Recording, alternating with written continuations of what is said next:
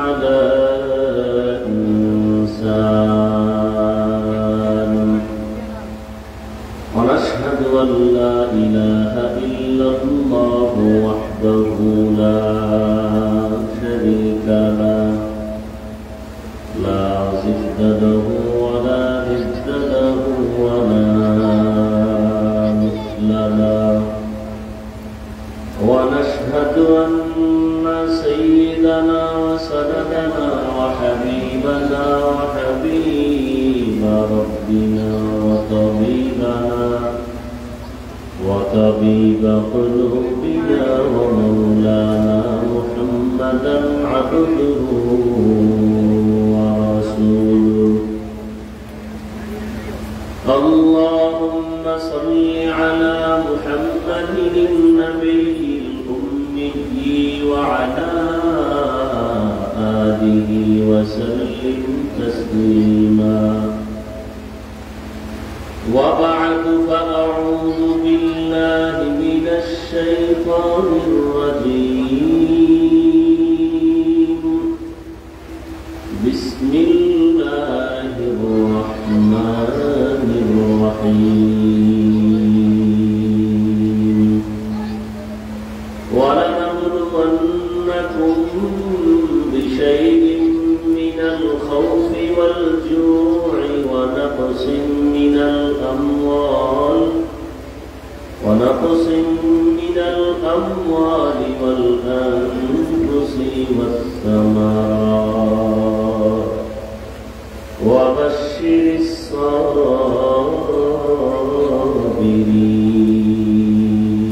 الصابرين. فقال رسول الله صلى الله عليه وآله وسلم: من يرد الله به خيرا يصب منه. صدق الله مولانا العظيم وصدق رسوله النبي الأمي الكريم ونحن على ذلك من الشاهدين والشاكرين والذاكرين والحمد لله رب العالمين. سبحانك لا علم لنا إلا ما علمتنا إنك أنت العليم الحكيم.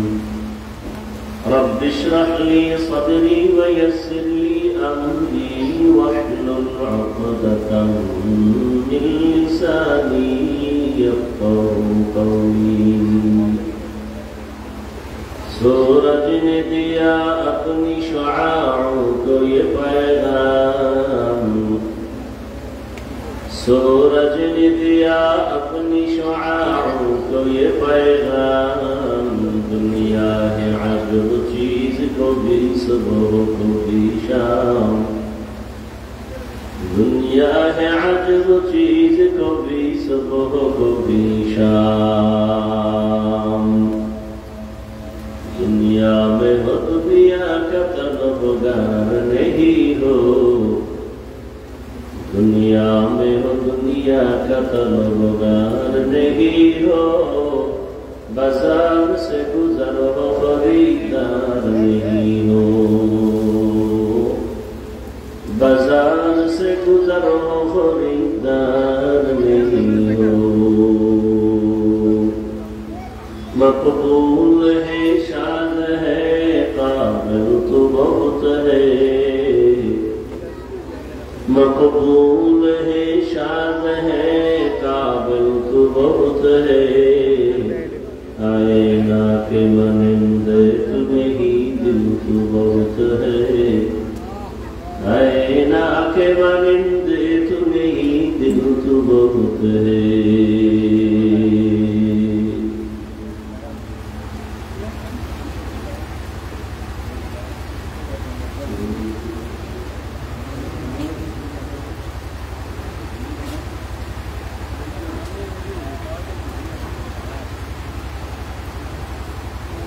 কুমিল্লা লালমাই উপজেলাস্থ মাহমুদনগর মহিউসুন্নাহ মাদ্রাসা কর্তৃক আয়োজিত কুরবানির ফাজাইল ও মাসাইল সম্পর্কে ইসলামী জোর 29 মে 2025। মহতি এ মাহফিলে উপস্থিত মোহতারাম সম্মানিত সভাপতি, মাদ্রাসার স্বনামধন্য মুহতামিম পরিচালক শেখুল হাদিস পীরে কামিল হযরতুল আল্লাহ মুস্তাফা মাহমুদি দামাত বারাকাতুহু, আজকের এখানে আলোচনা করেছেন হযরত মাওলানা আবুল হাসান রাজাপুরি মুহাদ্দিস নাসিমুল উলুম মাদ্রাসা কুমিল্লা, অন্যান্য হযরত উলামায়ে কেরাম। প্রতিকূল আবহাওয়ার মধ্যেও উপস্থিত এলাকার বিভিন্ন জায়গা থেকে আগত আল্লাহ পাকের আশিকিন, জাকিরিন, শাকিরিন, মুহিব্বিন, মুরব্বিয়ান ইজাম, কলিজা টুকরা সমবয়সী যুবক বন্ধুগণ, স্নেহের ছোট ভাই, পর্দার আড়ালে মাইকের আওয়াজ শ্রবণরত সম্মানিত মা ও বোনেরা, আল্লাহ পাকের দরবারে শুকর যে আল্লাহ আমাদেরকে সুস্থ রেখেছেন, আলহামদুলিল্লাহ। দরুদ ও সালাম সৈয়দুল মুরসালিন রাহমাতুল লিল আলামিন শফিউল মুজনিবিন খাতামুন নবিয়্যিন সৈয়দুস সাকালাইন ইমামুল মুরসালিন শফিয়ে আযম রাসূল আকরাম রাহমাতে আলাম নবিয়ুল আরব আল আজম হাবিবে কিবরিয়া আশরাফুল আম্বিয়া সৈয়দুল আম্বিয়া শফিয়ে মাহশর সাকি কৌসর आका इनामदार मदीना का ताजदार आफताब नबूवत फख्र मौजूदा सय्यदुल मखलूका हज़रत मुहम्मदुर रसूलुल्लाह सल्लल्लाहु अलैहि व आलिहि वसल्लम। সর্বোপরি শুকর যাদের অক্লান্ত পরিশ্রমের মাধ্যমে আজ সুন্দর আয়োজন, হিম্মত, মেহনত, দোয়ার মাধ্যমে আজকের এই ফুলের বাগান, ত্যাগের বিনিময়ে আজকে আমরা এখানে হাজির হয়েছি। মানুষের জীবনের সফলতার এক চাবির নাম ত্যাগ, কোরবানি। অসাধ্যকে সাধ্য করে ফেলে ত্যাগের বিনিময়ে অসম্ভবকে সম্ভব করার একমাত্র পুঁজি ত্যাগের বিনিময়, অপ্রতিরোধ্য এক সাহসিকতা, প্রচেষ্টা মানুষ সফলতার দ্বার প্রান্তে পৌঁছতে পারে। সবকিছু আল্লাহ পাকের দয়া। আমি প্রায় সময় বলি, বান্দা চাইলে কিছুই হয় না, আল্লাহ চাইলে সব হয়। সারা দেশ জুড়ে আবহাওয়া প্রতিকূল, আল্লাহ পাক এই মুসিবত থেকে গোটা দেশ ও জাতিকে হেফাজত করে।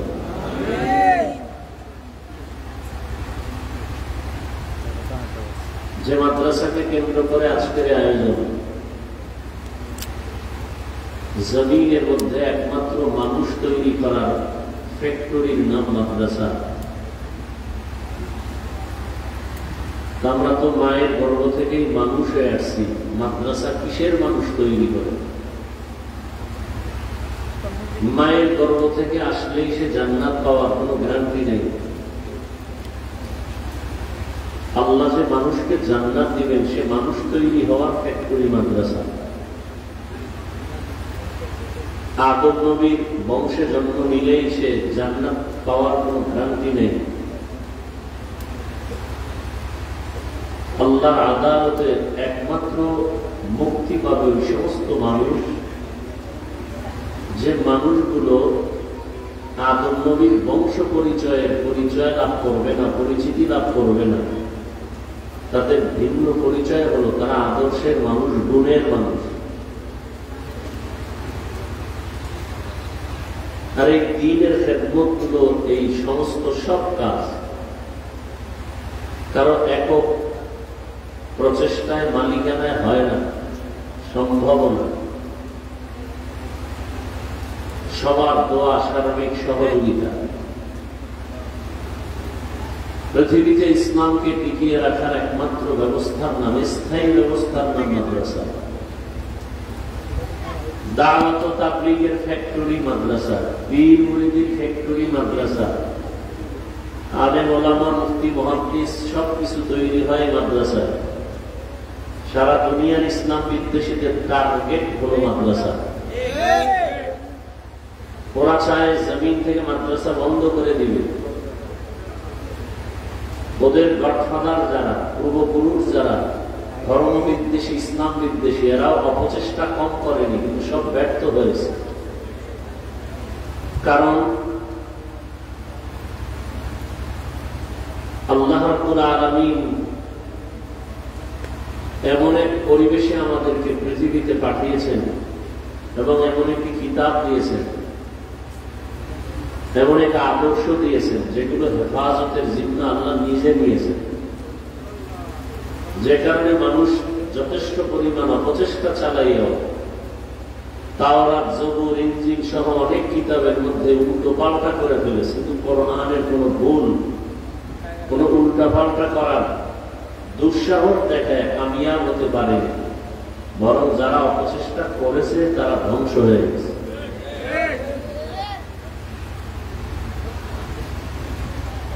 কারণ এর হেফাজতের জিম্মা আল্লাহ নিয়েছেন। ওলামায়ে কেরাম বলছেন যে কোরআন হেফাজত করার মানে কি? কাগজের কোরআন হেফাজত করবেন বিষয়টা এমন না। এই কোরআনের সাথে যাদের সম্পর্ক থাকবে, মহব্বত থাকবে, আল্লাহ এদেরকেও হেফাজত করবে। এ কারণে আপনারা চোখে তাকিয়ে দেখেছেন স্পষ্টভাবে গোটা পৃথিবী থেকে, পৃথিবী স্তব্ধ করে দিয়েছিল করোনা নামের ভাইরাস। সব মাথাওয়ালারা মাথা নত করে ফেলেছিল। পৃথিবীর সবকিছু বন্ধ হয়ে গেছে, চলাফেরার গতি রোধ হয়ে গেল। করোনা মানুষের জীবনের একটা ব্রেকার হয়ে আসলো। রাস্তায় চলতে যে স্পিড ব্রেকার আছে, ব্রেক করতে হয় গাড়ি, নানা অ্যাক্সিডেন্ট হওয়ার সম্ভাবনা। মানুষের জীবনের এই ব্রেকার আসলো করোনা। ব্যবসায়ী ব্যবসার সামনে বাধা, চাকরিজীবীর সামনে বাধা, সব বন্ধ হয়ে গেল। লেখাপড়া, স্কুল, কলেজ, ভার্সিটি, ফ্যাক্টরি, চাকরি, সব।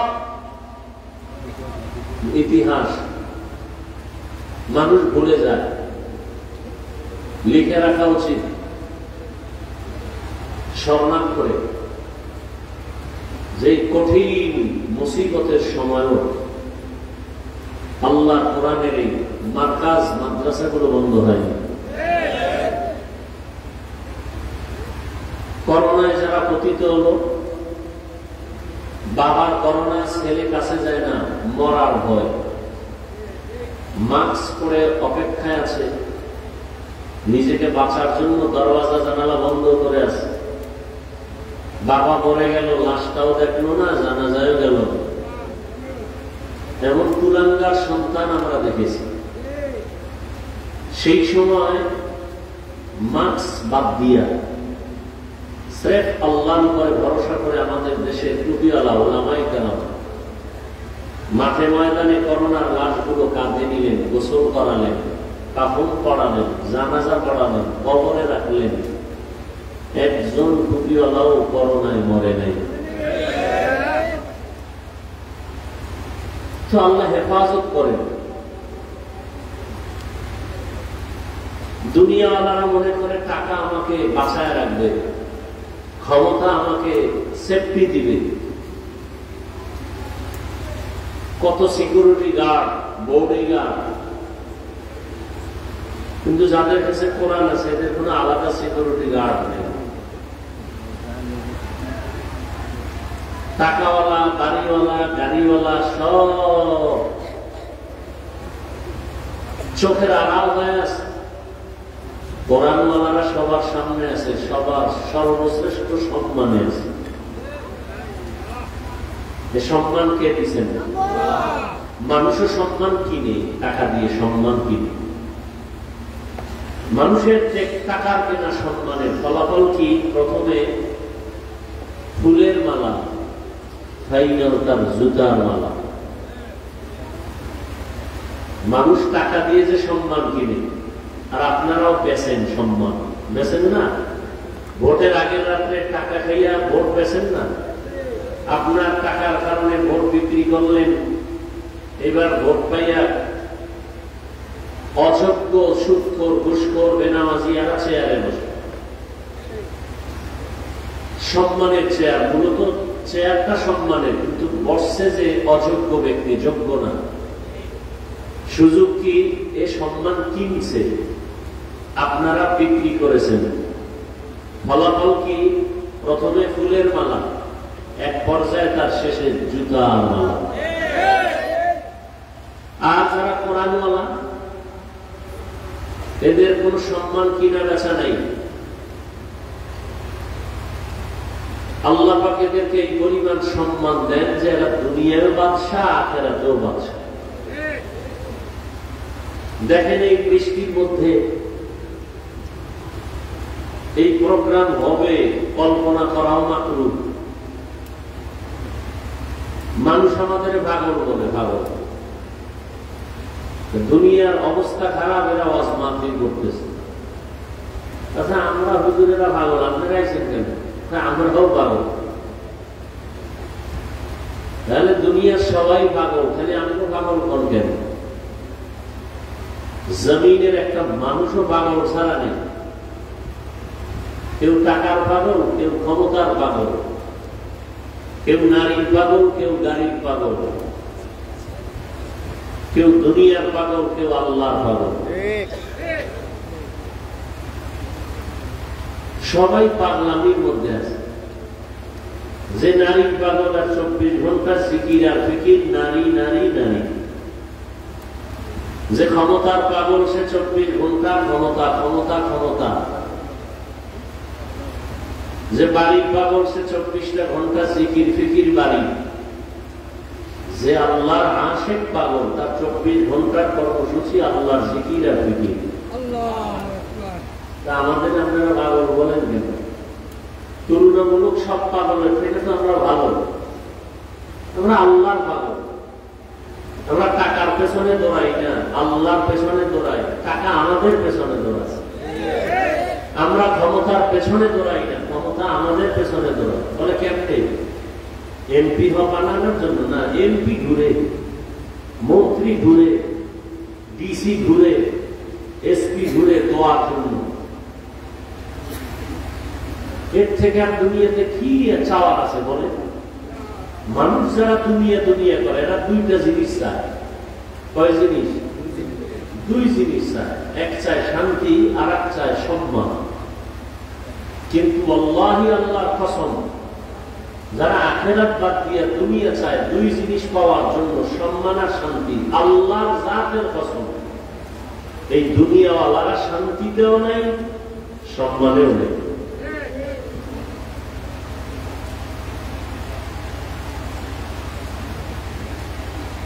এজন্য আমরা যারা আখিরাত আখিরাত করে চলতেছি, টুপি পরছি, আখিরাতের চিন্তা, দাড়ি রেখেছি, রাসূলের মহব্বত, নামাজ পড়ি, পর্দা করি, হালাল খাই, জাতির জন্য পাগলের মতো দৌড়াদৌড়ি করি, মেহনত করি, সব ওলামায়ে কেরাম, তাবলীগওয়ালারা, পীর মাশায়েখরা, দিন নাই রাত নাই, খানা নাই ঘুম নাই, উম্মত নিয়ে ফিকির। নিজের ঘর, নিজের স্ত্রী, নিজের সন্তান নিয়ে আলেমরা ফিকির করে না, উম্মত নিয়ে যেই ফিকির করে। ওলামায়ে কেরাম এজন্যই জাতিকে যা দিয়েছে নিঃস্বার্থভাবে, কেউ পৃথিবীতে দেয়নি, সব স্বার্থপর। ওলামায়ে কেরাম এই জাতিকে যা দিয়েছে আর কেউ দেয়নি। করোনার ঘটনা শুনাইলাম, একটা যদি বলি, নিঃস্বার্থভাবে। আপনারা আমাদের টুপি দেখে গালি দেন, কত বাজে কথা বলেন, আমরা গালির বিনিময়ে সালাম দেই। এত মেহনত করি, বাড়িঘর বাদ দিয়া, পরিবার বাদ দিয়া, বিনিময়ে আপনারা দেন গালি, আমরা দেই দোয়া। বটওয়া করি না। এরপর মানুষ আলেমদের দিকেই বাঁকা নজরে থাকা, তো ফলাফল কি? মনে করছে আমরা আলেমদের কারণে বসন্তীর বেড়া জ্বালাইছি, অথচ যারাই আলেমকে দূরে ফেলে তারা নিজেরাই বিপদগামী হয়ে যায়। কারণ কিয়ামত পর্যন্ত আর নবীজি আসবেন? আপনাদের এলাকায় নবী আসেন বছরে 2-1 বার। কিয়ামত পর্যন্ত কোন সাহাবায়ে কেরাম আসবেন, আউলিয়ায়ে কেরাম আসবেন? কিয়ামত পর্যন্ত জাতিকে জান্নাতের পথ দেখাবেন একমাত্র উলামায়ে কেরাম।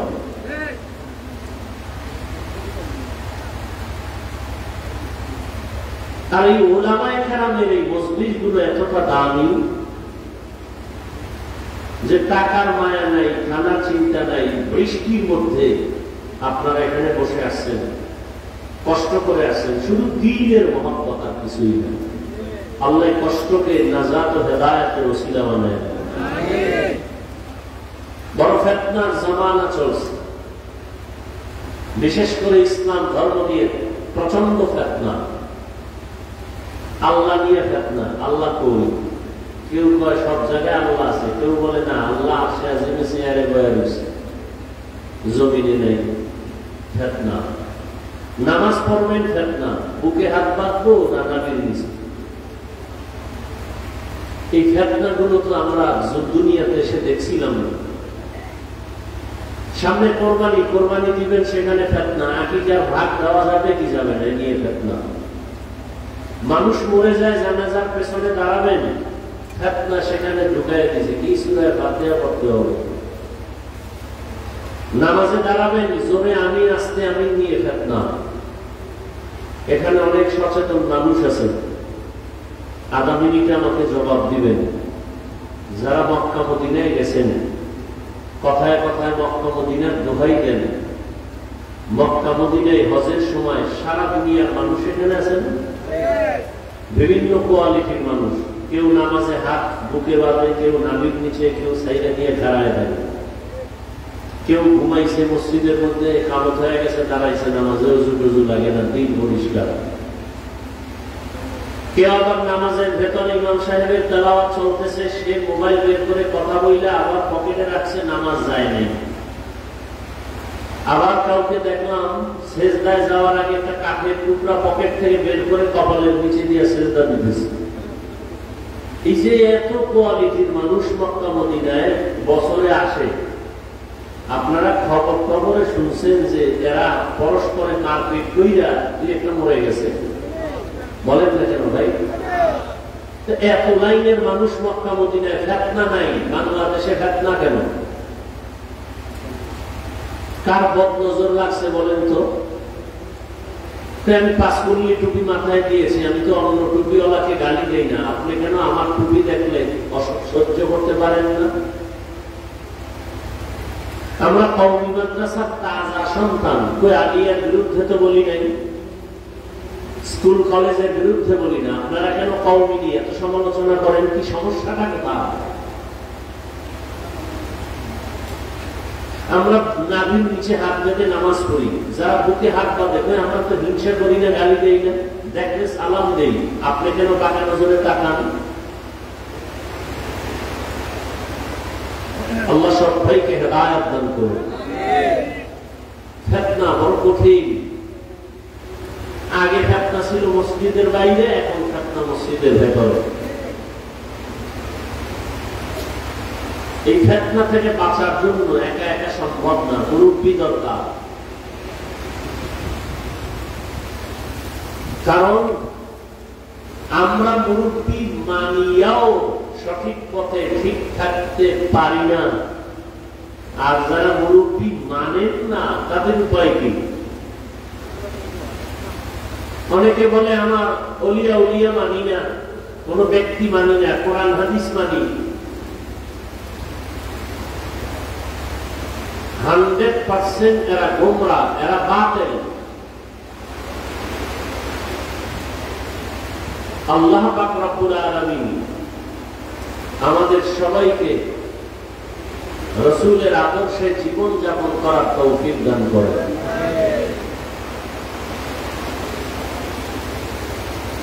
উলামায়ে কেরাম কিছু আলোচনা করেছেন, আমি আপনাদের সামনে দু চারটি কথা বলবো মুক্তাসার মুযাকারা হিসেবে। কোরআনে হাকিমের এক আয়াত, রাসূলের একটি হাদিস পড়েছে। ইখলাসুল রুহানিয়াতের সমন্বয়ে কিছু কথা বলার মতো, সহিহ নিয়তে সহিহ তরিকায় সহিহ কিছু কথা আপনাদেরকে শুনবার মতো দয়াময় আল্লাহ তৌফিক দান করুন।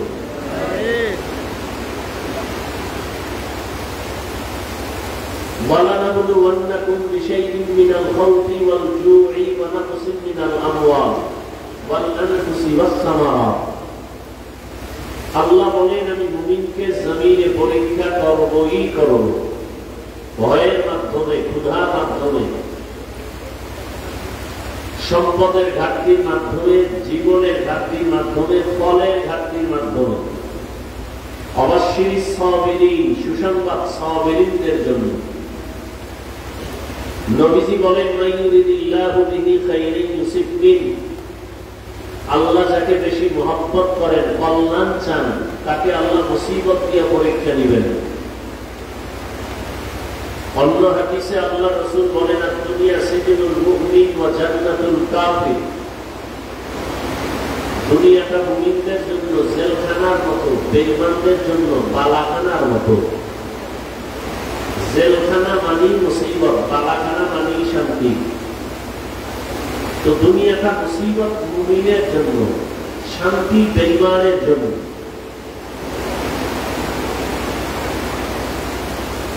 জেলখানার সাথে রাসূল তুলনা করেছেন, জেলখানায় মানুষ যেতে চায় না, হেকায় কষ্টে করে বাধ্য হয়ে যেতে হয়। যারা আল্লাহর প্রিয় মুমিন, এরা দুনিয়ায় থাকতে চাবে না, আখিরাতে মালিকের দরবারে যাওয়ার জন্য অপেক্ষায় থাকবে। এজন্য রাসূল অন্য হাদিসে বলেন, কুন ফিদ দুনিয়া কাআন্নাকা গারীবুন আও আবিরু সাবিল। তুমি দুনিয়াতে গরীব এবং মুসাফিরের হালাতে জীবন যাপন করো। যখন ডাক আসবে তুমি চলে যেতে যেন কোনো পেরেশানি তোমাকে পোহাতে না হয়। জেলখানায় ঢুকলে মানুষ স্বাধীনভাবে চলতে পারে না, খেতেও পারে না। দুনিয়া নামক জায়গায় যে মুমিনরা থাকবেন, জেলখানার মতোই তাদের জীবন। অর্থাৎ চাইলেই খেতে পারবে না, মনে চাইলেই সেখানে যেতে পারবে না। খাওয়ার আগে চিন্তা করবে খানাটা হালাল না হারাম। যাওয়ার আগে চিন্তা করবে কোথায় যাচ্ছি, পদকটা যে দিতেছি ওই দিকে যাওয়াটা আমার জন্য ভালো না খারাপ।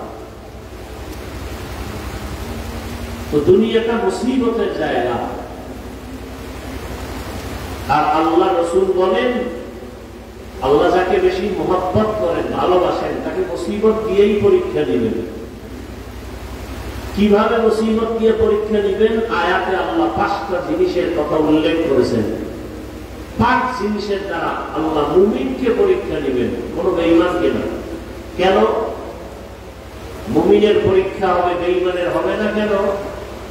মুমিন জান্নাত পাবে, কোন বেঈমান জান্নাত পাবে না।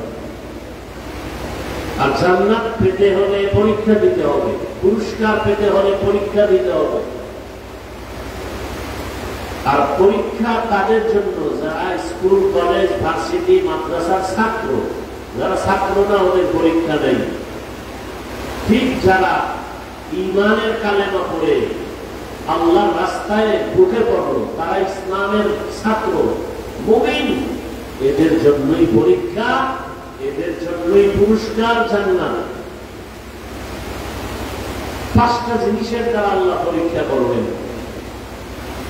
আর এই পরীক্ষায় পাস করার জন্য আল্লাহর পক্ষ থেকে একটা পুঁজি প্রয়োজন। যে পুঁজিটা না থাকলে ওয়াল্লাহি তার পরীক্ষায় পাস করা যাবে না। ওই পুঁজির নাম ধৈর্য। আল্লাহ বলেছেন, অবাশশিরিস সাবিরিন। ধৈর্য ধারণকারীদের জন্যই সুসংবাদ।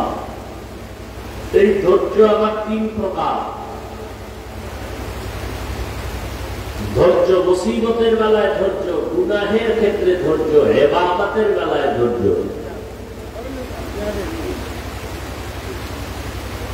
এখন আপনার সুযোগ আছে গুনাহ করার, আপনি আল্লাহর আযাবের ভয়ে ধৈর্য ধারণ করলেন, আমি গুনাহ করব না, আপনার জন্য সুসংবাদ। মুসিবত আছে, এখন আপনার খানা দানা নাই, আছে হারাম জিনিস, খাইলে খাইতে পারেন জীবন বাঁচানোর জন্য, চলার মতো রাস্তা নাই, কেউ আপনাকে টাকা ধারও দেয় না। বড়লোক আছে এলাকায়, যদি বলেন আমাকে ৫,০০০ টাকা দেন ধার, কোরবানি আসতেছে, বাচ্চাদের নিয়ে কি করবো, আমি আবার আপনাকে ২০ দিন পরে দিয়ে দিব। বাংলাদেশের বড়লোক অধিকাংশ গ্রাম অঞ্চলে যারা থাকে, এরা ৫,০০০ টাকা দিবে না, আছে দেয় না, বলে নাই নাই। ওই লোকটাকেই যদি কানে কানে বলে রে সুদে দিবিনি, ১ লাখ দিব, ১ লাখ আসো। এরকম কুলাঙ্গারের বাচ্চায় সমাজে আছে না নাই? এরা সবগুলো কুলাঙ্গার, এরা সমাজের কীট। এদের উপরে আল্লাহর লানত, ফেরেশতাদের লানত। এরা আল্লাহর দুশমনের মধ্যে নিকৃষ্ট দুশমন। এদের মতো দুশমন আল্লাহর দুশমন, এরা ফেরেশতাদের দুশমন, এরা মানুষের দুশমন, এরা সমাজের দুশমন, এরা দেশের দুশমন। এই সুদের সাথে যারা জড়িত, ঘুষের সাথে যারা জড়িত, এরা আল্লাহর বড় বড় দুশমনের মধ্যে চূড়ান্ত দুশমন।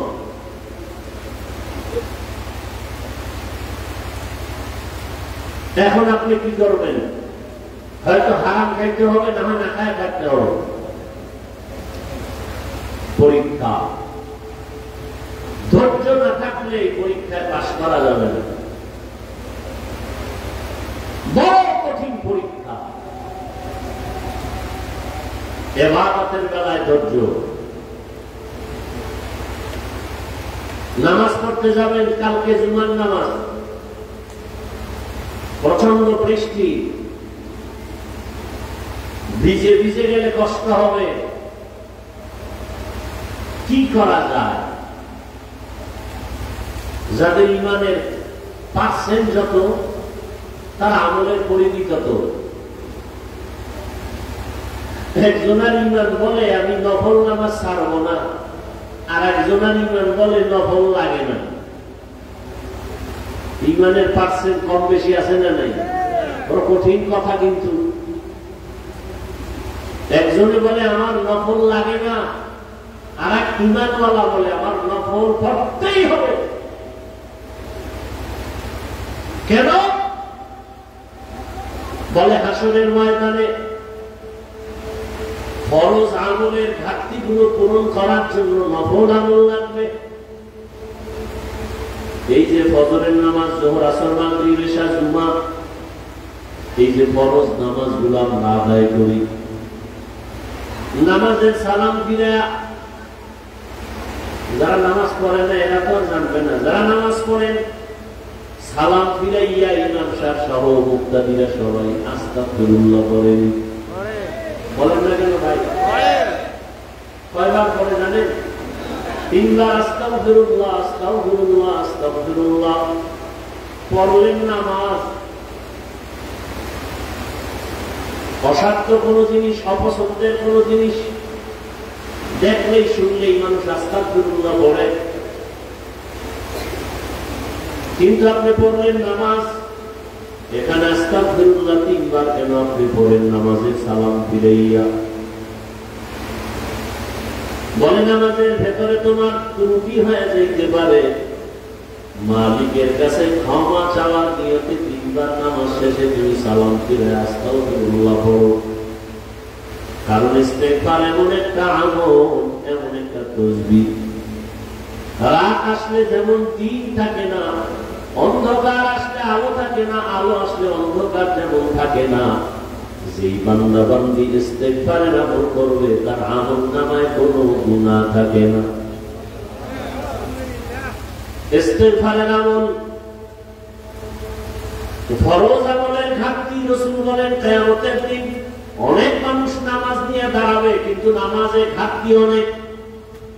যেইভাবে সেজদা দেওয়া দরকার ওইভাবে হক আদায় করে সেজদা দেওয়া হয় নাই।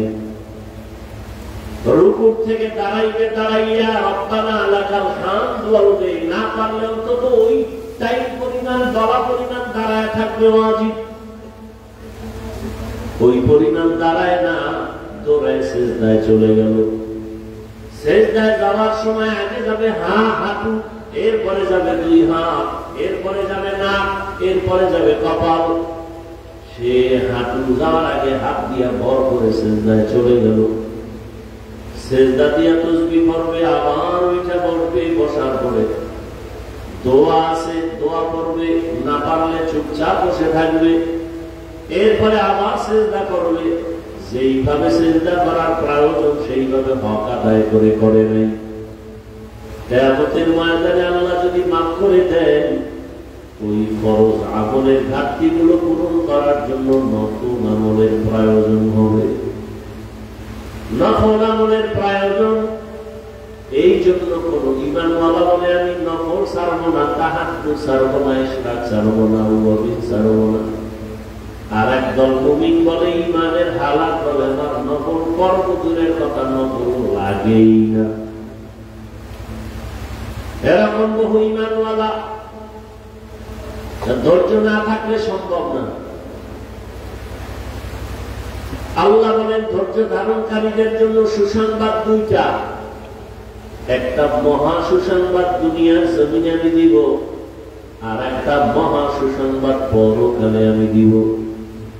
দুনিয়ার সুসংবাদ হলো অধৈর্য ধারণকারীর দল, আমি আল্লাহ নিজে তোমার বন্ধু হয়ে থাকবো। ইয়া আইয়ুহাল্লাযীনা আমানু ইসতাঈনু বিস-সাবরি ওয়াস-সালাহ ইন্নাল্লাহা মা'আস-সাবিরিন। ধৈর্য ধারণকারীরা সুসংবাদ দেও, আমি আল্লাহ তোমার বন্ধু হয়ে গেলাম, কোনো চিন্তা নাই। আর একটা সুসংবাদ তোমার পরকালে, ইন্নামা ইউওয়াফাস-সাবিরুনা আজরাহুম, ইন্নামা ইউওয়াফাস-সাবিরুনা আজরাহুম বিগাইরি হিসাব।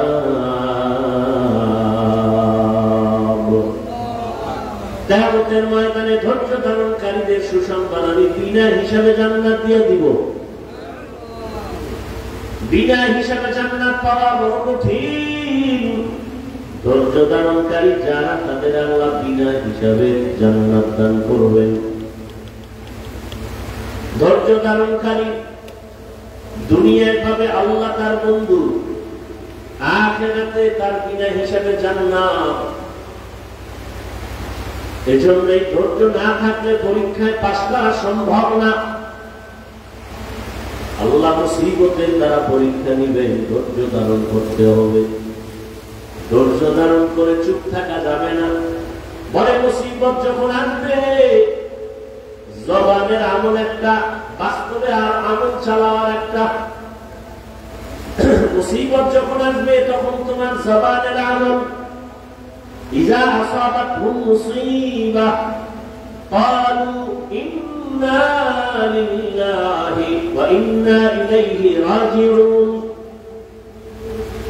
ধৈর্য ধারণকারীরা মুসিবত যখন আসবে, জবানের আমল ইন্না লিল্লাহি ওয়া ইন্না ইলাইহি রাজিউন।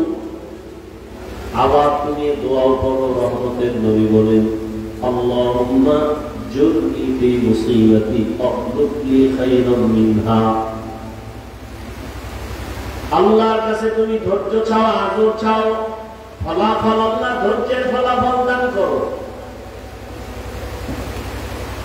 আর বাস্তব আমল হলো আল্লাহ আয়াতে বলেন ইয়া আইয়ুহাল্লাযীনা আমানু ইসতাঈনু বিস-সাবরি ওয়াস-সালাহ। মুসিবত আসলে সাহায্য চাইবা কার কাছে? দুই জিনিসের মাধ্যমে বললেই হবে না আল্লাহ দেও। দুই জিনিসের মাধ্যমে চাও। এক নম্বরে নামাজ, ধৈর্য, দুই নম্বরে হলো নামাজ। নামাজে দাঁড়ায় যাও, নামাজে দাঁড়াইয়া তুমি আল্লাহর শরণাপন্ন হও। নামাজ শেষ করিয়া দেখবা মুসিবত তোমার সামনে আর নাই। আল্লাহ তাআলা পাঁচটা জিনিসের দ্বারা পরীক্ষা করবেন। মিনাল খাউফ, ভয়ের মাধ্যমে 2, ওয়াল জু, ক্ষুধার মাধ্যমে 3, ওয়া নাকসিন মিনাল আমওয়াল, সম্পদের ঘাটতির মাধ্যমে, ওয়াল আনফুস, জীবনের ঘাটতির মাধ্যমে, ওয়াস সামারাত, ফলের ঘাটতির মাধ্যমে, ওয়া বাশশিরিস সাবিরিন, ধৈর্য ধারণকারীদের জন্য সুসংবাদ। 1 নম্বরে ভয়। ভয়ের মাধ্যমে মুমিনের পরীক্ষা।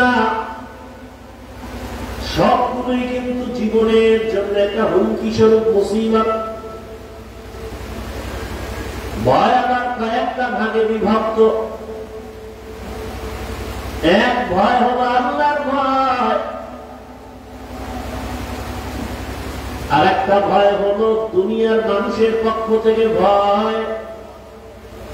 তুমি যদি দাঁড়িয়ে রাখো চাকরি থাকবে না, এরকম ভয় আছে না নাই? সেদিন এক আর্মির চাকরিজীবী এক যুবক মোনাজাতের পরে বের হয় না, স্টেজের সামনে গাড়ি উঠার আগে বলে, হুজুর দোয়া করবেন, আমি আর্মির চাকরি করে কয়েকদিন আগে চাকরি ছেড়ে দিয়েছি। কেন ছাড়লা?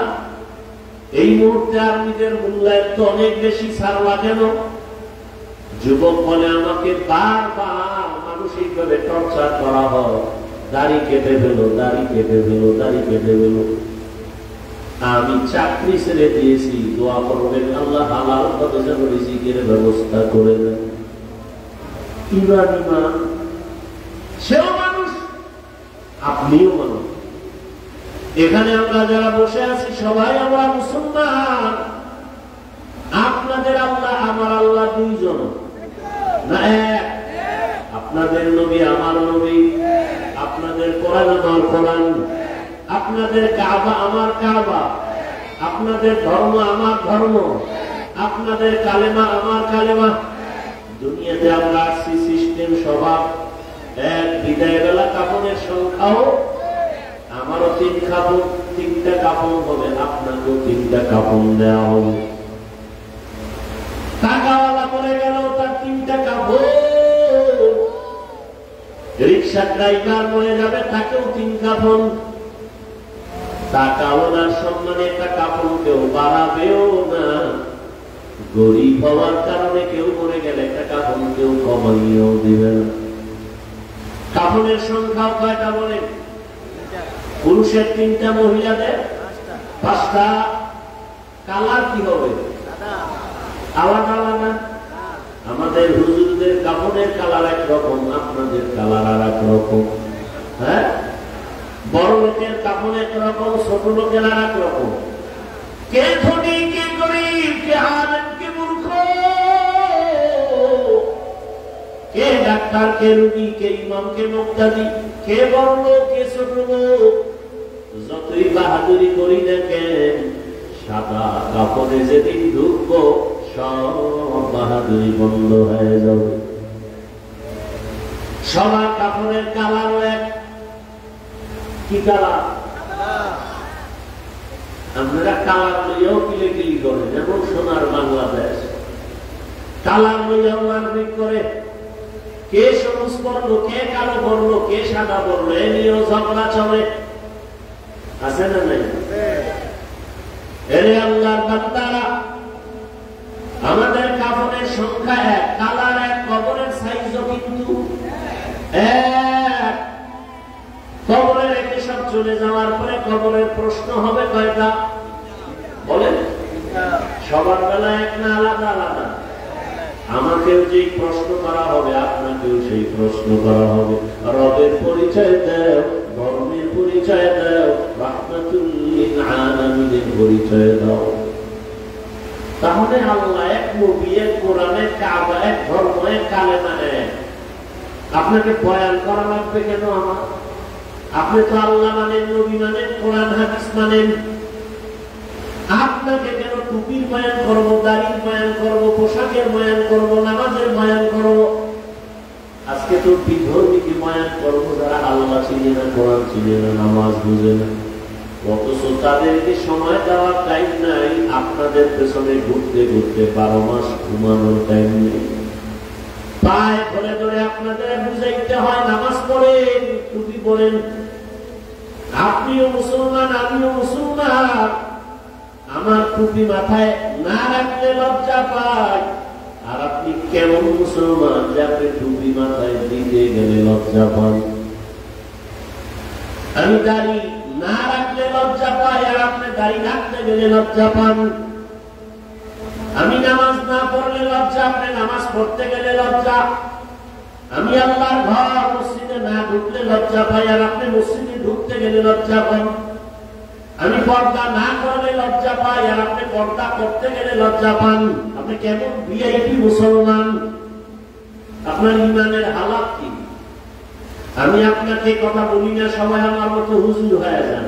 খবরদার, হুজুর বানাইতে আমি বাংলাদেশে ঘুরি না।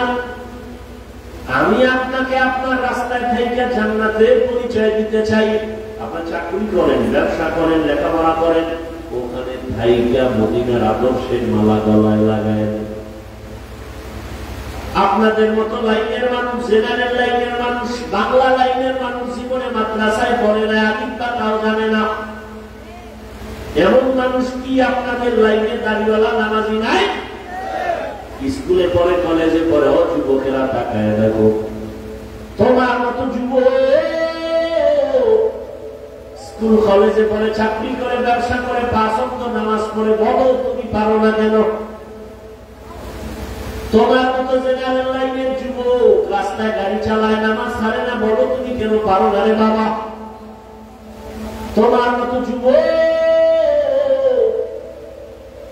র‍্যাব, আর্মি, পুলিশ, বিডিআর চাকরি করে, নামাজ পড়ে, দাড়িওয়ালা আছে না নাই?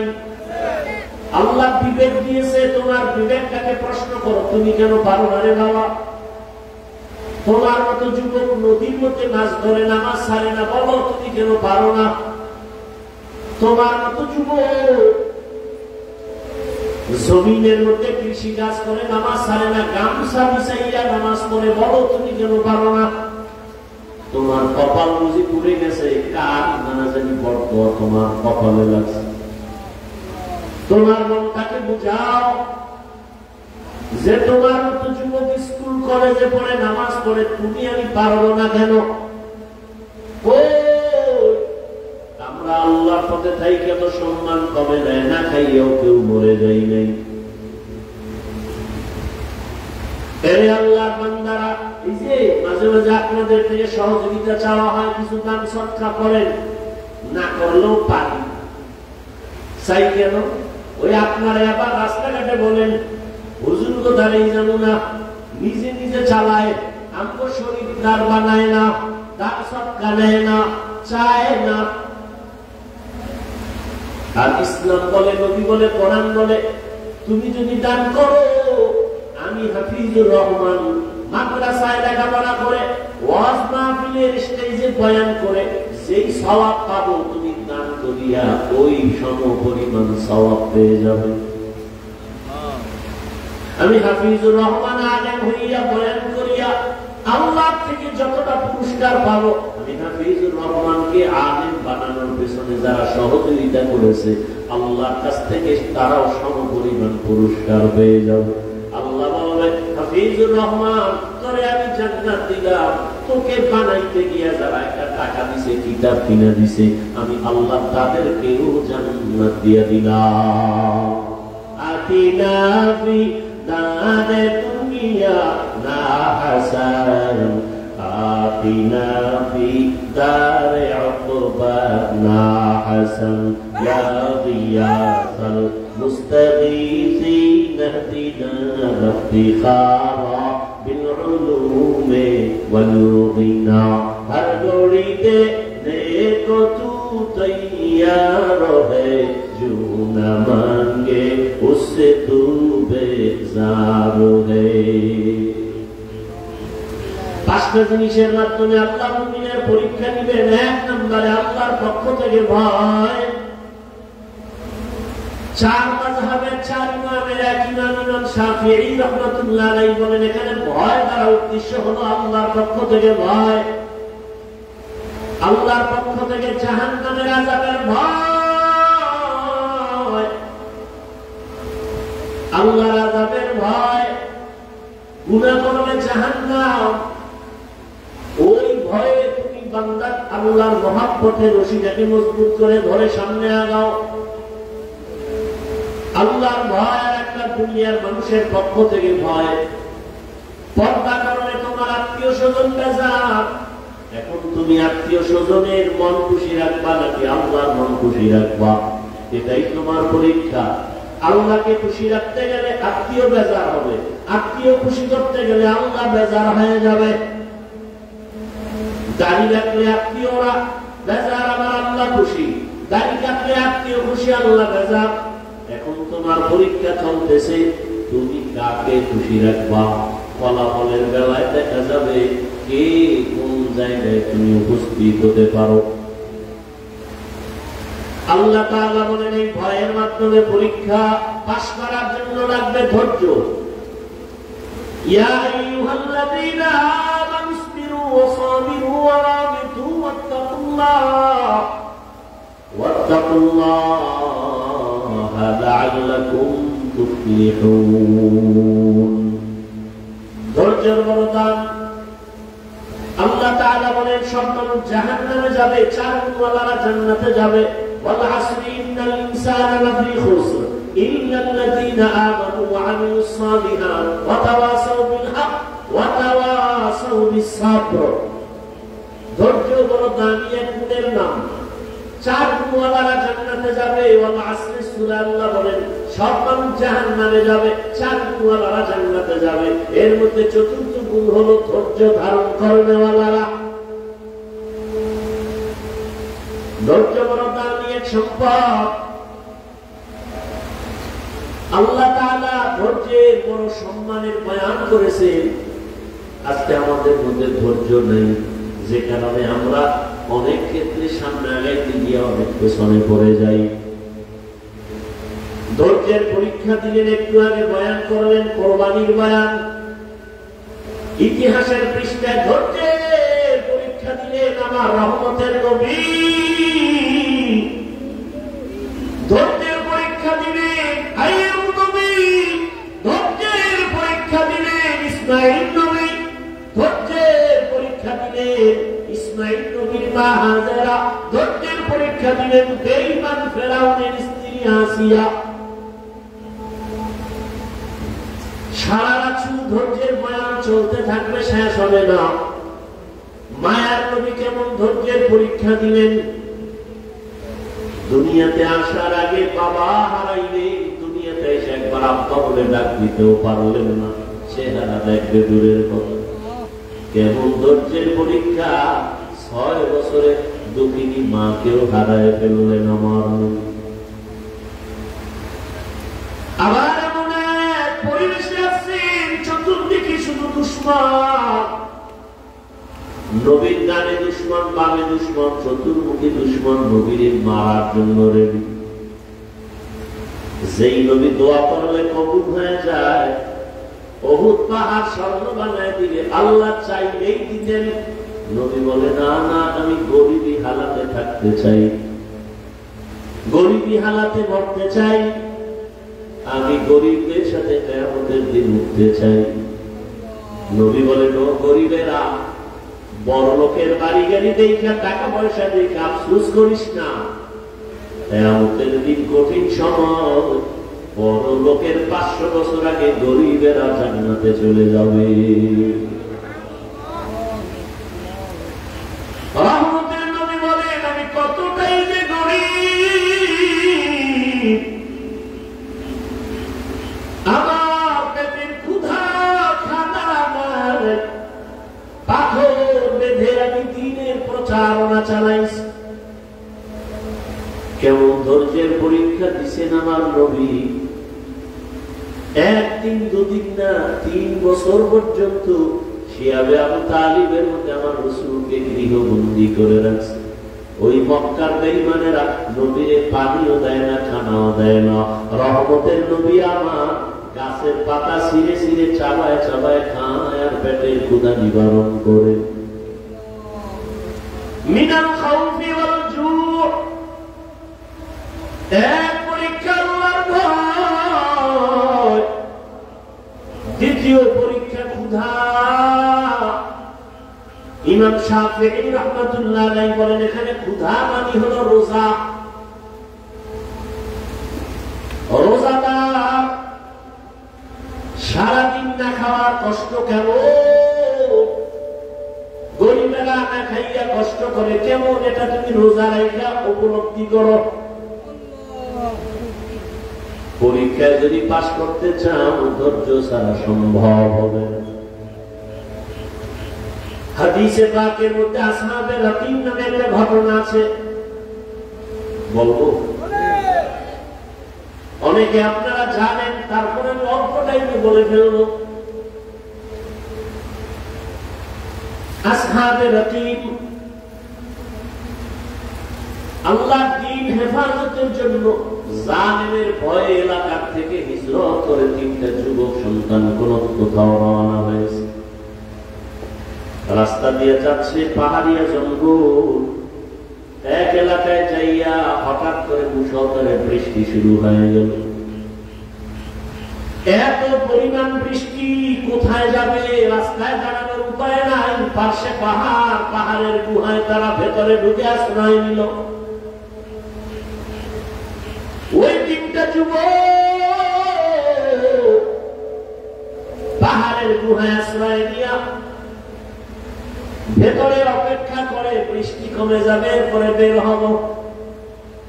কিন্তু আল্লাহর পরীক্ষা, একটা বড় পাথর আইসা পাহাড়ের গুহার মুখের মধ্যে পড়ে আটকায় দিল। এত বড় বিশাল পাথর, ধাক্কা দিয়েও দাঁড়ানো যাবে না। কি করা যায়? এক তো বৃষ্টির মুসিবত, আর একটা হলো গুহার ভেতরে অন্ধকারের মুসিবত। আর একটা মুসিবত হলো সামনে পাথর আটকায় দিছে, এত বিশাল পাথর নাড়াচাড়া করা যায় না। আর এক মুসিবত। আল্লাহ বলেন আমি যারা বেশি মহব্বত করি তারা মুসিবত দিয়ে পরীক্ষা দিব, রাসূলের হাদিস। আর মুসিবত যখন আসবে জবানের আমল করো। ইযা আসাবাতহুম মুসিবা ক্বালু ইন্না লিল্লাহি ওয়া ইন্না ইলাইহি রাজিউন। অন্ধকারে গুহার মধ্যে বসে পেরেশান হয়ে গেলেন, কি করি, কোথায় যাব? কাউকে টেলিফোন করার কোন সুযোগ নেই, টেলিফোনও নাই, থাকলেও করতে পারবে না। এমন এক গুহার মধ্যে ঢুকছে, নেটওয়ার্ক থাকবে না। আবার আলো নাই, অন্ধকার, বাহিরের আলো যাও আসবে, কিন্তু পাথর এসে আটকায় দিল। আবার বাহিরে প্রচন্ড মুষলধারে বৃষ্টি চলে। এক পর্যায়ে তারা নিরুপায় হইয়া পরামর্শ শুরু করলো, কি করা যায়, কি করা যায়। একজনে বলে আমার আপনার তো 3 জনে হিসাব করে দেখো জীবনে কোনো ভালো কাজ করছো কিনা বল। একজনে হ্যাঁ আমার একটা ভালো কাজ জীবনে করছি, সবে আকাম করছি, একটা ভালো কাজ আমার মনে হয় করেছে। বলে ভালো কাজের ওসিলা দিয়া মালিকের সামনে সিজদায় পড়ে চোখের পানি ছেড়ে কান্না কর। আমার মালিকের যদি ডাক দাও আল্লাহ পাক রাস্তা খুলে দিবেন। আম্মা ইউজিবুল মুযতাররা ইযা দাআ,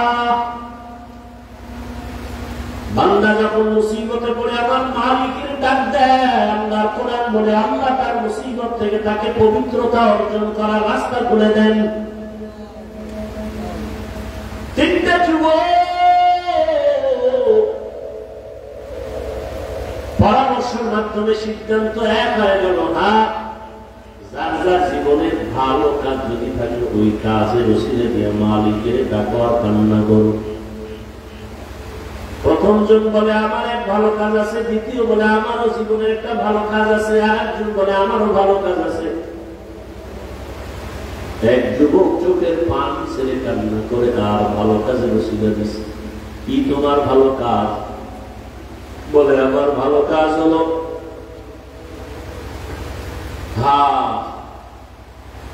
আমি এক সময় টাকার মালিক হইয়া আমার বাড়ির কর্মচারীরা কাজ করত। কর্মচারী কাজ করার ক্ষেত্রে এক কর্মচারী 8 বেলা কাজ করলো, আমি তাকে বেতন দিলাম কম। লোকটা মনে কষ্টে টাকা না নিয়ে চলে গেল, রাগ করে চলে গেল। ওই টাকাগুলো আমার কাছে রেখে গেল। আমি আমানতের সাথে টাকাগুলো দিয়ে আমি বকরি কিনে কিনে কিনে কিনে একের পর এক বকরি বড় হয়, বিশাল এক পাল হয়ে গেল। ওই মজুরির টাকা আমি খেয়ালত করি নাই। আমি ওই টাকা দিয়ে বাড়ায় বাড়ায় বিশাল এক বকরির পাল হয়ে গেল। কোন একদিন ওই কর্মচারী এসে বলে আমার টাকা দাও। আমি চাইলে ওই অতটুকু টাকাই দিতে পারতাম, কিন্তু না। মালিকের দরবারে কাঁদেন আর বলেন, হে মালিক, তোমার জাহান্নামের আযাবের ভয় করে জমা করিয়া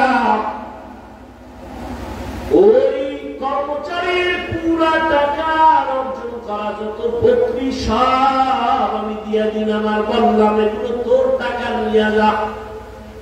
কর্মচারী বলে আমার এগুলো কই পাবো, আমার অল্প টাকা, টাকা দাও। বলে না, আমি বাড়ায় বাড়ায় বাড়ায় বাড়ায় বকরির পাল করেছি, এগুলোর মালিক আমি না, তুই এগুলোর মালিক, সব নিয়ে যা। ও আল্লাহ, আমি চাইলে তো বকরি রেখে দিতে পারতাম, রাখি নাই তোমার মহব্বতে, খেয়ানত করি নাই।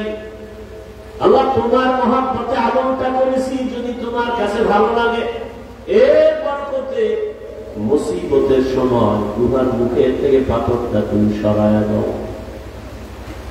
হাদিস শরীফে আল্লাহর রাসূল বলেন, আল্লাহর কাছে কান্না করে দোয়া করা মাত্র সাথে সাথে পাথরের আল্লাহর কুদরতি জিম্মায় 3 ভাগের 1 ভাগ পাথর এমনি এমনি ফাঁকা হয়ে গেল। 3 অংশের 1 অংশ ফাঁকা হয়ে গেল। অত কার কুদরত? আল্লাহর কুদরত। আল্লাহ তো সাহায্য করবেন, তবে আল্লাহর কাছে চাইতে হবে। তাও আবার উল্টা পাল্টা নিয়মে চাইলে হবে না। কান্না, নামাজ, ধৈর্য। দ্বিতীয় যুবক আল্লাহর দরবারে কান্না শুরু করলো, হে মালিক, আমার জীবনে একটা ভালো কাজ আমি করেছি। কি? আমি একদিন আমার বয়সে যৌবন কালে আমি আমার চাচার বাড়ি বেড়াইতে গেছিলাম। আমার চাচার বাড়ি এক জরুরতে যাইয়া আমি দেখি বাড়ির মধ্যে আমার চাচাও নাই, আমার চাচিও নাই। তারা অন্য জরুরতে কোথাও গেলেন। আমার ঘরের মধ্যে, চাচার ঘরে উপযুক্ত এক যুবতী আমার চাচাতো বোনকে আমি পেয়ে গেলাম। আমার যৌবনের নফসের ধোকায় পড়ে আমি আমার চাচার ঘরে চাচাতো বোনটাকে পাইয়া আমি আমার যৌবনের তাড়নায় আমার বোনের উপরে আক্রমণাত্মক দৃষ্টি দিলাম। লোভানক দৃষ্টি দিয়া যখন আমি বোনটাকে মাটির মধ্যে ফেলে দিলাম, আমি এক পর্যায়ে বোনে চাচাতো বোনের বুকের উপরে উঠে বসছি। এমন সময় আমি দেখি আমার চাচাতো বোন মাটির মধ্যে চিত হয়ে শুয়ে চোখের পানি ছেড়ে কান্না করতেছে। আমি জিজ্ঞাসা করলাম, বোন, তোমাকে আমি আঘাত করি নাই, আমি তোমার বুকের উপরে বসছি, তুমি কান্না করো কেন? চাচাতো বোন বিনয় হয়ে বলে, ও আমার চাচাতো ভাই, এখানে আমার মা নাই, বাবা নাই, আমার আল্লাহ আমাকে দেখতেছেন। আমার এই জীবনের বয়সে কোনোদিন কেউ আমার শরীর কাজ করে নাই। তুমি আমাকে শরীয়ত অনুযায়ী ইসলামের আইনে বিবাহ তো করতে পারো, বিবাহ করে নাও, কিন্তু কলঙ্কের দাগ বসাইও না রে ভাই। আমার জীবন কোনো কলঙ্কের দাগ বসে নেই। আজ আমার জীবনের উপরে কলঙ্কের দাগ দিবসে আমি কেমনে মালিকের আদালতে দাঁড়াবো?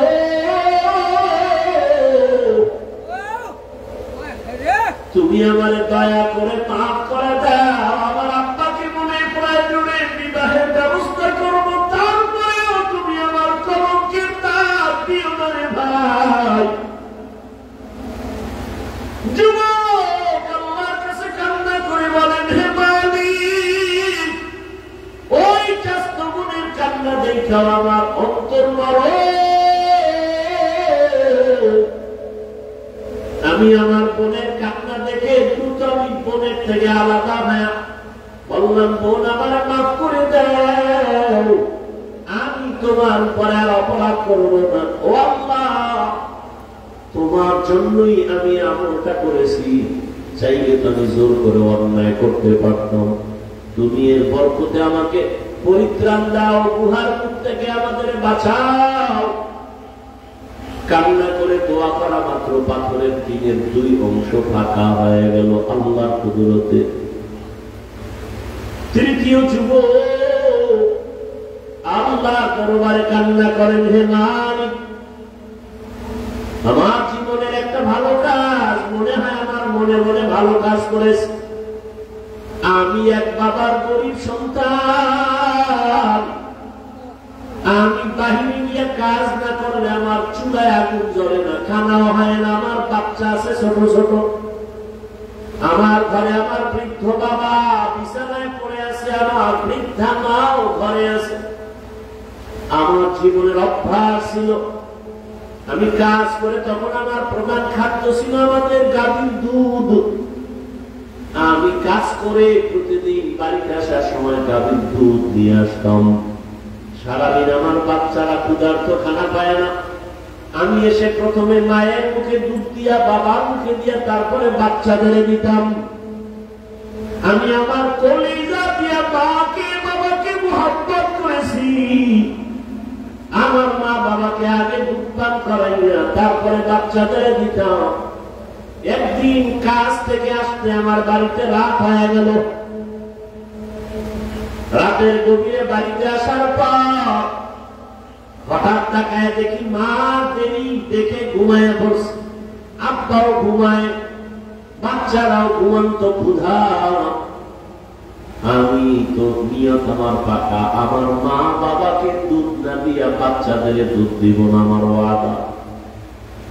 আমি দুধের পেয়ালা নিয়ে ভাবতেছি কি করবো, বাচ্চারাও ক্ষুধার্ত, কান্নার আওয়াজ। ওদিকে আমার মা ক্ষুধার্ত কিন্তু ঘুমে। এখন ঘুম থেকে ডাক দিলেও মা কষ্ট পাবে, কাঁচা ঘুম। ওই যুবক বলে, তখন আমি মায়ের আদর দোয়া পাওয়ার জন্য আমি দুধের পেয়ালা নিয়ে মায়ের মাথার কিনারায় দাঁড়ায় আছি। আম্মা জান যখন সজাগ হবেন তখন আমি প্রথমে দুধ দিব, গাভীর দুধ পান করবে, তারপরে বাচ্চাদের দিব। আমি দুধের পেয়ালা নিয়ে দাঁড়ানো, মা ঘুমায়, বাবাও ঘুমায়। আমার বাচ্চাগুলো ক্ষুধা যন্ত্রণায় কান্না করে। এক পর্যায়ে বাচ্চাগুলো আমার পায়ের কাছে এসে কান্না করে আর বলে, বাবা খানা দাও। আমি মাকে না দিয়া বাচ্চাদের দিব না, আমার আমি দেই না। এক পর্যায়ে তাকায় দেখি ক্ষুধার তৃষ্ণা আমার বাচ্চাগুলো কান্না করে করে মাটির মধ্যে পড়ে ঘুমায় গেছে। রাতের গভীরে আমার আম্মা সজাগ হইয়া তাকায় দেখে আমি সন্তান দুধের পেয়ালা নিয়ে মায়ের কিনারায় দাঁড়ানো। মা তাকায় বলে, বাবা তুমি কি ঘুমাও নাই?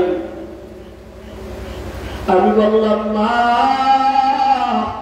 তোমাকে আমি না খাওয়ায় কেমনে ঘুমাবো, আমার চোখে ঘুম আসবে না।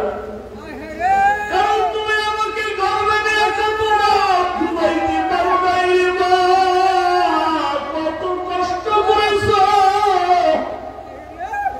আমার মতো সন্তানটা তুমি গর্বে রেখে খাইতে পারো নাই, ঘুমাইতেও পারো নাই রে মা।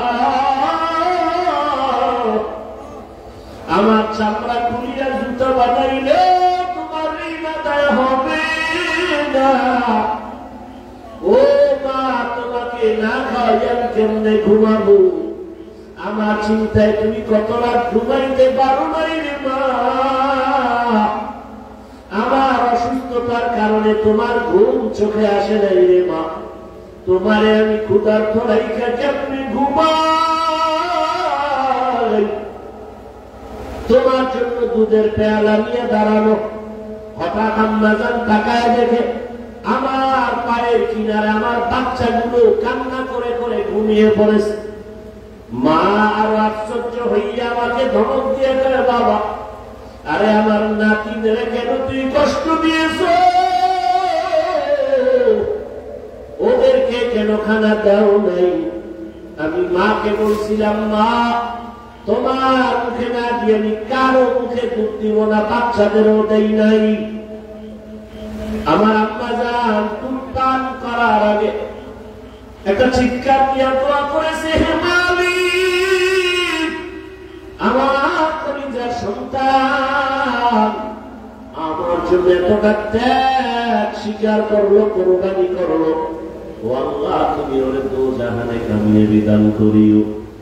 আমার আম্মা দোয়া করেছে, ও আল্লাহ তোমার মহব্বতে কাজটা করেছে রে আল্লাহ।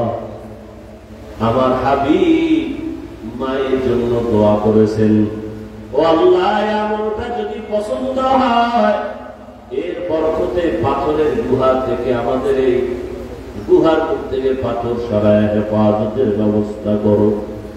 রহমতের নবী হাদিসে পাকে বলেন, তৃতীয় ব্যক্তি যখন কান্না করে দোয়া করা শুরু করছে, সাথে সাথে পুরা পাথরটাই গুহার মুখ থেকে আল্লাহর কুদরতে শাখা হয়ে গেছে।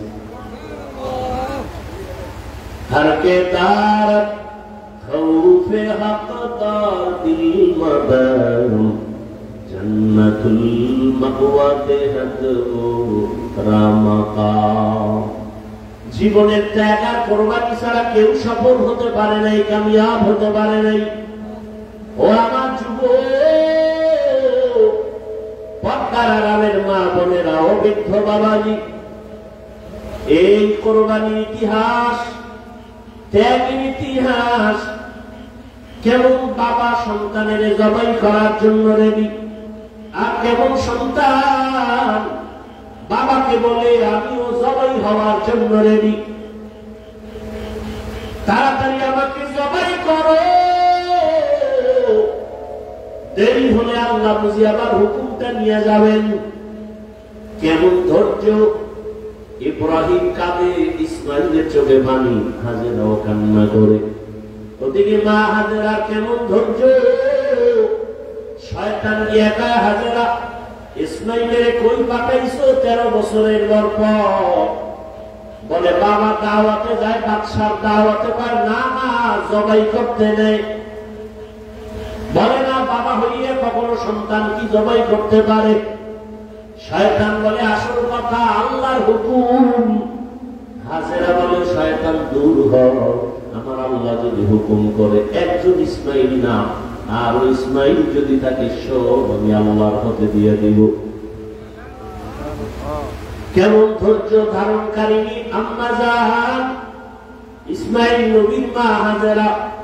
এরে আম্মা জানেরা, আপনাদের অবদান যদি না থাকে একটা সংসার সুন্দর করা সম্ভব হয় না। একটা সমাজ আপনাদের কারণেই সুন্দর হয়, আপনাদের ধৈর্য আদর্শের কারণে একটা সন্তান ভালো আসে, সন্তানের ভালো আদর্শের কারণে সমাজ ভালো হয়ে যায়। অতএব কোরবানির ঘটনা থেকে ত্যাগের শিক্ষা, আল্লাহর মহব্বত, আজ আবার আল্লাহর জাহান্নামের আযাবের ভয়, ক্ষুধা তৃষ্ণা, আল্লাহ তাআলা পরীক্ষা নিবেন, ধৈর্যের মাধ্যমে পরীক্ষায় পাস করতে হবে। ও আল্লাহর বান্দারা, কত গালি কত কিছুই শুনলাম, এরপরও আল্লাহর মহব্বতে টুপি ফালাই না, দাড়ি ফালাই না।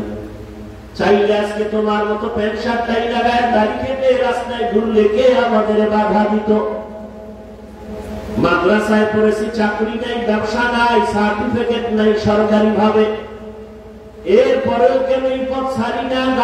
গালাগালি শোনার পরেও কেন ছাড়ি না? একমাত্র কারণ আল্লাহর কোরআন সত্য, নবীর কথা সত্য, গুনাহ নিয়ে যারা কবরে যাবে তাদের আযাব হবে জাহান্নাম, তাও সত্য। নেক আমলওয়ালাদের জন্য জান্নাত, তাও সত্য।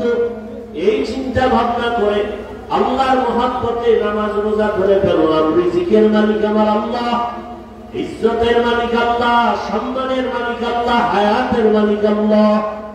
ও যুবক, এখনো সময় আছে ইসমাঈল নবীর আদর্শের মতো ধৈর্য ধারণ করে আল্লাহর মহব্বতের রশি গলায় লাগাও।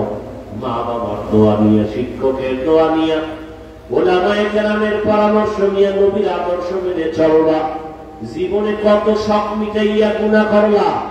মনে চাইছে নামাজ পড়বা না, পড়লায় মনে চাইছে দাড়ি কাটবা, কেটে ফেলেছো। মনে চাইছে পার্কে পার্কে ঘুরবা, ঘুরেছো, এখনো কি তোমার শখ মিটে নাই? মনে চাইছে সারা রাত মোবাইলে গুনাহ করবা, করেছো, এখনো কি তওবা করবা না? কয়দিন আর দুনিয়ায় বাঁচবা? তোমার আমার চোখের সামনে কত যুবকের লাশ, গাড়ির নিচে, পানির নিচে যুবকের লাশ। কয়দিন আর দুনিয়ায় বাঁচবা রে বাবা? এখনো সময় আছে, তওবা করে নাও। মা বাবার দোয়া নাও, শিক্ষকের দোয়া নাও, ওলামায়ে কেরামের দোয়া নাও। আর নামাজ ছাড়বা না, দাড়ি কাটবা না, বেপরদায় চলবা না, মা বাবার সাথে বেয়াদবি করবা না। বৃদ্ধ বাবাজিরাও আল্লাহর কাছে ইব্রাহিম নবীর মতো ত্যাগী হইয়া আমল করে ফেলে। আপনার মতো কত বুড়ারা মসজিদে গিয়ে নামাজ পড়ে, আপনি কেন পারবেন না? আম্মা জানেন, আপনার মতো কত মা এখনো আছে পর্দা করে, স্বামীর মাল হেফাজত করে, নামাজ পড়ে, বেপর্দায় চলে না, মোবাইলে সময় নষ্ট করে না। আপনারা কেন পারবেন না? আল্লাহর কাছে তওবা করেন, আল্লাহকে মনে মনে বলেন, হে আল্লাহ, আর নামাজ ছাড়বো না, দাড়ি কাটবো না, বেপর্দায় চলবো না। ও যুবক বাবার, আল্লাহর কাছে যদি তওবার নিয়ত থাকে, অন্তরে কোনো মুনাফিকি না থাকে, খাঁটি তওবার নিয়ত যদি থাকে, দুটো হাত আল্লাহকে দেখাইয়া দাও। আয় আল্লাহ, হাতগুলো কবুল করে নেন, তওবা কবুল করে নেন, তওবার উপরে মজবুত হইয়া চলার মতো তৌফিক দান করেন, আমিন। আল্লাহ আমাদের সবাইকে আল্লাহ কঠিন বান্দার উপরে যে পরীক্ষা, মুমিনের জন্য আল্লাহ পরীক্ষায় পূর্ণ কামিয়াবি অর্জন করার তৌফিক দান করেন।